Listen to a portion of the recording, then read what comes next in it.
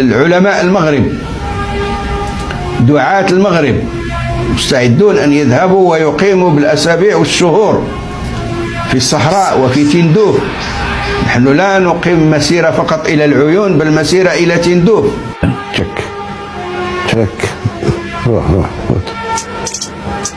روح وهدد الجزائر. بصح اللي يحوس علينا راه يبدا هو والله ما تنتهي، ونقسم بالله كرئيس الجمهورية الجزائرية الديمقراطية الشعبية ما نتعدى على حد.